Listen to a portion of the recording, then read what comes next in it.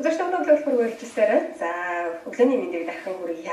За энэ хэсэгтээ бид Монгол ногоон цэцлийнхэнтэй хамтран мэдээлэл хүргэдэг. За бас зочин институт ирсэн байгаа. Органик Монгол ургац компани тариалан зүйж Пүрэв институтэд ирсэн. Өглөөний мэнд сайхан амарсан даа. За баярлалаа. Бид өнөөдөр хүлэмжний аж ахуй Монголд ер нь хэрвээ за хүлэмжтэй аж ахуй гэж ер нь юу юм бэ гэдгийг тайлбарлаж өгөх таны институтэд ирсэн юм байна. Тэгэхээр хамгийн эхлээд нэг мэдээлэл авчмаар байна. За бид хүлэмжтэй аж ахуйгаараа дотоодынхаа хэрэгцээг ерөнхийдөө хангаж чадж байгаа гэсэн нэг таараад авшиглал энэ хэрэг үнэн байдтай байна. Нэг хэсэг манайхан ч одоо ногоогоо тарих талаар ярьдаг байсан бол одоо ногоогоо тариас орцсон зах зээл яаж нийлүүлэх гэдэг одоо борлуулалтад яаж гүйцэтгэх гэдэг дээр одоо ярьдаг болчиход байна. Энэ бол одоо манай салбарын амжилт. Гэхдээ энэ бол зөвхөн юу шүү дээ. Зуны хугацааныхаа.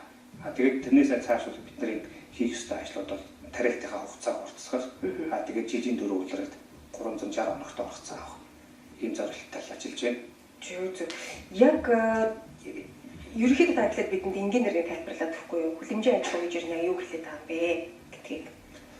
Хүлэмжийн аж ахуй гэдэг нь болохоор зэрэг одоо манай орн шиг ийм ургамал ургах хугацаа юм богинтой оронд одоо ургамал ургах хугацааг нь уртасгаад тухайн төрөл ургамлынхаа ургах хугацааг нь богиносгоод нэг үгээр хэлэх юм бол олон давтамжтайгаар нэг ургамлыг олон давтамжтайгаар ургац өндөртөөр авах зорилгоор одоо тэр зохиомжоор хөрс бий болгоод тэгээ ус чийг агаар эднэрийг зохицуулаад тэгээд тухайн ургамлынхаа одоо ургацыг өндөрсөх зорилгоор л одоо хүмүүсийн хийж бэлдэж байгаа тэр дулаалгатай хүлэмжүүдийн цогцыг л одоо хүлэмжний аж ахуй гэж одоо хавраханд ойлгох юм бол гэж ойлгож болж байгаа. Тэгэхээр ч юм уу яг байглаараа ургах цаг хугацаанд гэдэг юм уу жинхэнэ нарныхаа элчийг аваад жинхэнэ усаараа услахад явсан ч гэдэг юм уу зүгээр ил тариалтын талбайд ургасан хүлэмжийн ногоо ам чамдад өөр болж тарах уу?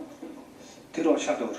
Ил талбайд байж байгаа юм ч бол нэг өөр гэх юм бол зэрлэгээр байж байгаа шүү дээ. Тэр чинь бол ерөөсөө байгалийн цаг уурын хэрэгшил дор байж байгаа. Тэр тэнд хэрвээ нар гараад ургана хүүтэн бол зогсон тийм ээ. Тэгээд бороо орохгүй бол ургах бид нар чинь ус чиглэлтэй зэрэг ургамалч өөрөө зогсон шүү дээ. Хүлэмжний аж ахуй гэдэг чинь бол зэрэг ерөөсөө яг ургамал ургах таатай орчныг зохиомжоор бий болгоод өгч байгаа учраас тэнд ерөөсөө цаг уур хөрс усалгаа тэгээд ерөөсөө бүх юм таатай байж байгаа учраас хамаагүй хурдан болцсон болоод ирэхдээ зэрэг ургамлын чинь чанар шал өөрөөр адчих. Сайжрах гэсэн үг. Сайжраад тэгээд дээр нь өнгөлөг шин тийм үү. Тийм юм болоод ирэхдээ зэрэг тэгвэл зуны улирал заавал тариалах шаардлагагүй үргэлжлээл одоо хүлэмжийн тарьж яваад болдгоо юм байна. Одоо бол ерөнхийдөө баг тийм болох гэдэг манай хүлэмжний аж ахуйнууд.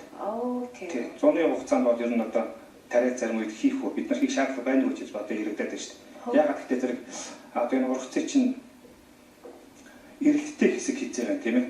Эрэлттэй үед нь одоо тухайн бүтээгдэхүүнээ гар зах зээл аж ахуйнууд чинь орж ажиллах хэрэгтэй болж. Тэгэхээр яг зуны үед чинь болохоор зэрэг бүх хүмүүс зэрэг ногоогоо гаргаад ирэхдээ зэрэг зарим үед одоо бид нар орлуулалтаа хийж чадахгүй хэмжээнд хүрчээд байна шүү дээ. Та хэмжээ хэлэхгүй юу? Яг Монгол улсын хэмжээнд за дан ганц одоо өрхийн хүлэмж гэлтэхгүйгээр яг одоо үйлдвэрлэлийн худалдаанд гаргах зорилттойгоор хүлэмжийн тарьж байгаа хичнээн тоон ногоо гэдэг юм уу? Яг ямар бүтээгдэхүүн гарч байна? За ерөнхийдөө яг тэр тоогод бол би одоо стратегийн хүн биш учраас сайн мэдэхгүй байна л да. Гэхдээ бол манайд дээр би одоо яг дунд нь ороод ажиллаж байгаа хүний хувьд бол энэ хүлэмжийн аж ахуйгаас гарч байгаа бүтээгдэхүүн бол зуны хугацаанд бол Монголын хэрэгцээг бүр хангачиж илүү гараад байна. Бид нар зарим үед борлуулж чадахгүй байна. Тийм. Гэхдээ тэр одоо энэ дээр энэ борлуулалтаа зөв хийчих юм бол тэгэл цаашдын ажил бол тодорхой шүү дээ. Тэгсэн чинь Монгол улс сэтгэлрэнгүй ногооныхоо дотоод хэрэгцээг хангаж чадахгүй гол төршөөс авч байгаа гэсэн бас мэдээлэл байгаа шүү дээ. Тэгэхээр энэ одоо мэдээлэл тутамгаас болж байна. Энэ чинь болохоор зэрэг цаг хугацааны юм болчиход байгаа юм да. Одоо тэр яг Монгол ногоо ивчээд ирж байгаа үе чинь бол 7 сараас 9 сарын 20-ны хооронд хугацаа шүү дээ. Тэрнээс 9 сарын 20-оос 7 сарын за нэгэн хүртэлх хугацаанд бол бид нар өөрсдийнхөө бүтээгдэхүүнийг гаргаж чадахгүй шүү дээ. Би зөвхөн тариалтынхаа хугацааны юм яриад байна. Тэгвэл зэрэг биднэрт ямар шаардлага байна гэхээр зэрэг хамгийн гол нь дулаалгатай хүлэмжийн аж ахуйнуудыг их болгож иж бид нар тариалтынхаа хугацааг уртсгах шүү дээ. Одоо 7 сарын 1-ээс Монгол ногооны урт эхэлж яг одоо бүрэн хэмжээгээр гэсэн үг шүү дээ. Ажиллаж эхэлж байгаа бол тэрнийг бид нар олоход урагшлуулах 6 сарын 1-нд 5 сарын 1 болох хэрэгтэй. Тэгээд намрынхаа ургацыг болохоор зэрэг хоошоо 9 сарын 20-д байдаг бол 11 сар 12 сар тэгээ ингээд хоёр тишээ яваад байгаа жилээр яваад байгаа чинь энэ чаянда 360 хоногт нийлнэ шүү дээ. Тэр үед бол тэгээд нөгөө улсын хэмжээ бүр хангаад явчих байх л та. Тэр болтол бас бид нарт цаг хугацаа тэгээд хөрөнгө мөнгө янз янзын асуудлууд бол байна шүү дээ, тийм ээ. Энийг бол удахгүй бид нөө ер нь шийдэн шүү дээ. Монголчууд өөрсдөө ажиллаж байгаа юм чинь хүмүүсийн чинь оюун ухаан тархитлага шал өөр болчихлоо шүү дээ. Хийсрээд мөнгө олох юм газар шороор агнал хийдэг харьцах юм бол хүний өгөөж ямар байд юм бэ гэж одоо хүмүүс мэддэг болчиход байна л да. Ногоо тариалж байгаа яг ногооны одоо хэрэглээд тэр дундаа Монгол ногооныхоо хэрэглээд хүнсэндээ их болохыг зорж байгаа, ажиллаж байгаа хүмүүсийн хувьд бол энэ одоо өрхийн тариалт гэдэг зүйлийг их болгол энэ зүйл маань аяндаа бид өөрсдийнхөө ногоо хэрэглэнэ гэж бас хэлээд байт юм байлаа. Тэгэхээр өрхийн үлэмжийн аж ахуй эрхлэх боломж нь хэрвээ. Тэгээ энэ чинь хамгийн зөв санаатай. Одоо өрх бүр иргэн болгон хүртэл одоо тариалт руу өөрсдөө орох хэрэгтэй байна.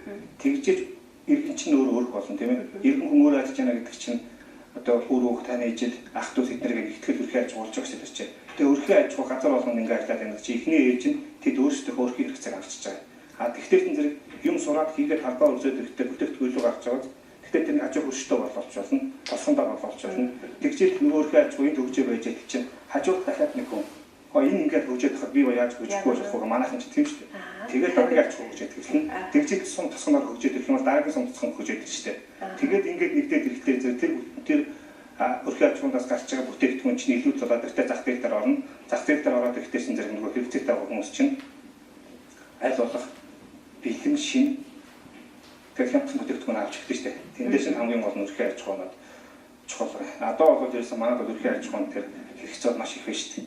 Машин их байх шиг гол нь хүмүүс маань хэр орж байгаа шиг. Таны сайн хэлсэнчлээ айл болго бие бинийгээ дагаад орж байгаа. Аймаг сумдаар орсон тийм газрууд байна уу? Ер нь байна. Энэ Улаанбаатарыг тойроод байж байгаа энэ хүмүүсийг ингээ харахад бол ер нь хүнсний ногоор орж байгаа улсууд бол жилээч нэмэгдэж шүү.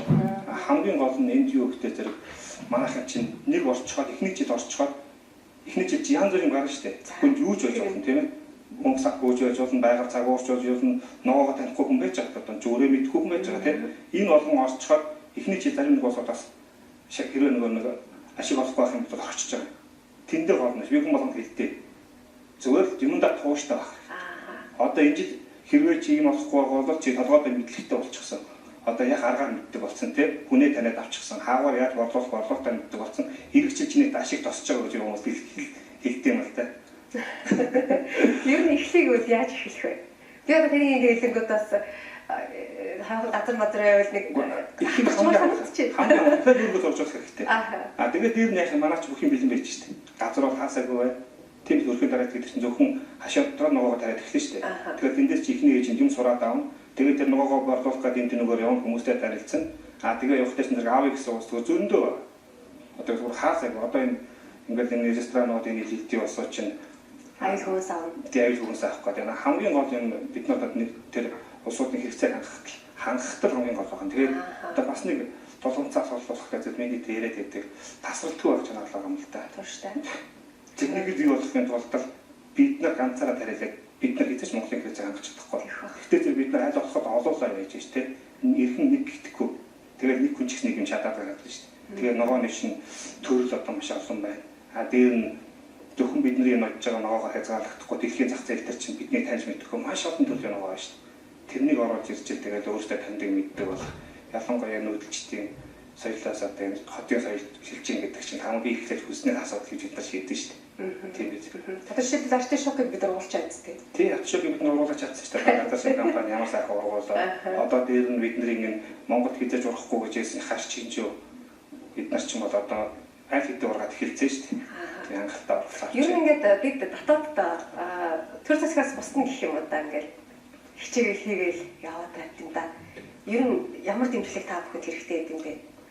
Гэхдээ ер нь одоо төрөөс гэх юм уу одоо ингээд гуугаад явах юм их үлдээ. Гэхдээ одоо бол яг өнөөдөртөө бол төрөөс гоохот бол бид нар бараг мөнгөгүй хүнээс юм гоохтой адилхан болчиход байна. Тэр нь бол өөртөө л итгэх хэрэгтэй хүн. Өөртөө итгэх. Тэр хөдөлмөртэй итгэх Монголын газар шороо гэж цаах юм байж. Тэнд бол тест хязгааргүй баялаг байж шүү дээ. Нэг л одоо бид нар олж харах хамгийн чухал. Зөв. Бид пүрэв арга болгон дандаа Монгол ногоон төслийнхэнтэй хамтраад одоо манай хоолны болон дээр хүртэл ногоогоор яаж хоолыг хийж зааж өгөөл. За тэгэл дээрээс нь салбарын яг одоо тань шиг мэлчгтэнтэй бид ярилцдаг л та.